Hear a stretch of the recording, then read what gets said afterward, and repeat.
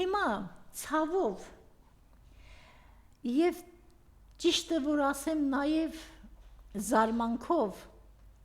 եւ ամոթով պիտի արտասանեմ մեզ Բալթյան երկրների այդ թեմական թեմի առաջնորդի մասին Վազգեն Սրբազանի Ես չգիտեմ ինչպես ասել այս անունն ինչպես արտասանել որովհետեւ Վազգեն անունը մեր հայոց հայրապետի անունը մեզ համար հավասարվել էր ազգային հերոսի անվան հետ, որովհետև այդ ազգային հերոսը ժողովրդի կողքին էր, երբ ժողովուրդը պայքարի էր դուրս եկել հանուն Արցախի, Ես բազմիցս ասել եմ, Տիգրան Մեծից հետո առաջին անգամ Հայաստանը ոչ թե կորցնում էր, այլ ձեռք էր բերում։ Ձեռք էր բերում իր զավակների արյան, խելքի և ջանքերի գնով։ Ահա ես հիմա ցավ եմ զգում, որ այդ նույն անունը այս Սիլլքորի վրա է դրվել։ Դու ստահակ ես, Վազգեն Սրբազան։ Էլ եմ ասում, հազար ներողություն եմ խնդրում, որ ես այդ անունը ստիպված եմ արտասանել, ուստի հիմա էլ չեմ ասի անունը,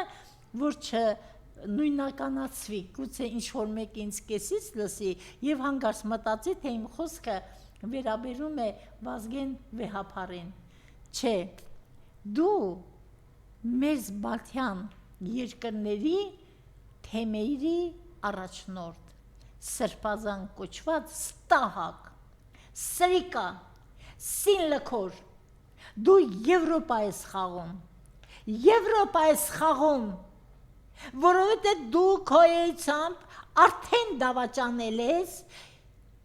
մեր ազգային սովորույթներին, մեր ազգային բարոյականությանն ես դու դավաճանել, եթե դու Նիկոլ ես գովում, Եթե դու Նիկոլի մասին դրական խոսք ես կարողանում ասել, ուրեմն դու կողմ ես այդ ԼԳԲՏ-ին, այդ չգիտեմ ինչ Աստծո կողմից անիծված անառակությանը։ Դու չես կարող կրել հայ առաքելական եկեղեցու Սրբազանի կոչում։ Դու լավ կանես, հրաժարվես, գնաս քո ԼԳԲՏ-ներով զբաղվես։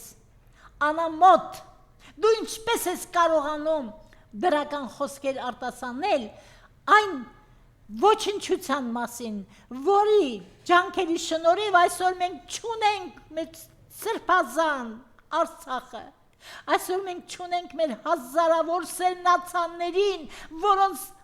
Նիկոլը դրեց հողի տակ, և Նիկոլին պաշտպանողները դրեցին հողի տակ, մեր սերնացանները վերջացան,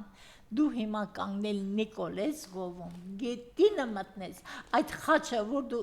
հենց այնպես կախել ես, որը անբովանդակ է, ընդամենը մետաղի կտոր տվյալ պարագայում, քո աչքի լույսը հանի, որովհետև հայ քահանան չի կարող այդպիսին լինել։ Երբ ես դպրոցում էի ու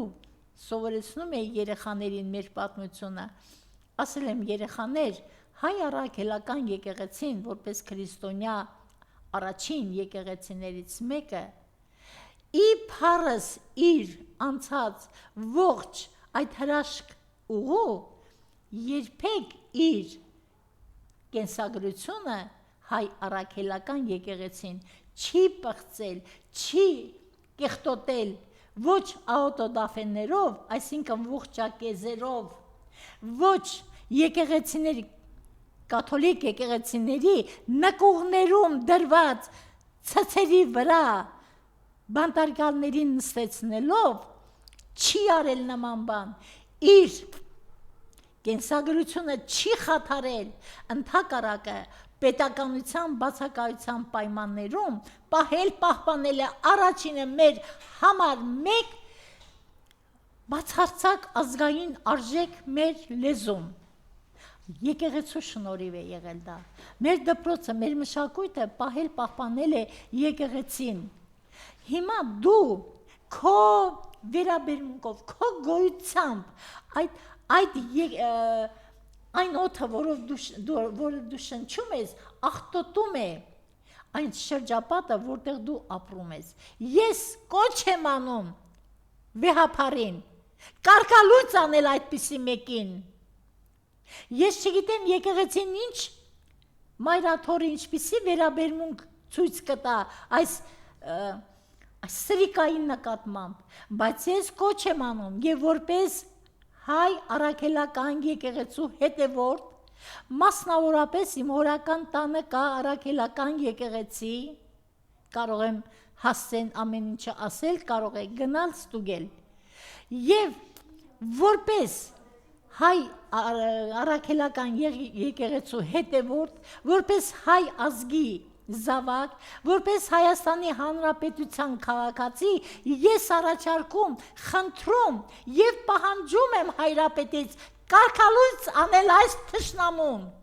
որովհետեւ Նիկոլ Գովերգողը, Նիկոլի կողքին կանգնածը մեր ազգային թշնամին է եւ ոչ ավելին։ Ես պահանջում եմ կարգալույծ անել նրան, թող գնա իր ինչպես ասում են զզվելի կյանքը, զզվելի գոյությունը, որտեղ ուզում է պաշտպանի, թող հեռու մնա առաքելական եկեղեցի հասկացությունից, որտեղ նա դրա իրավունքը չունի։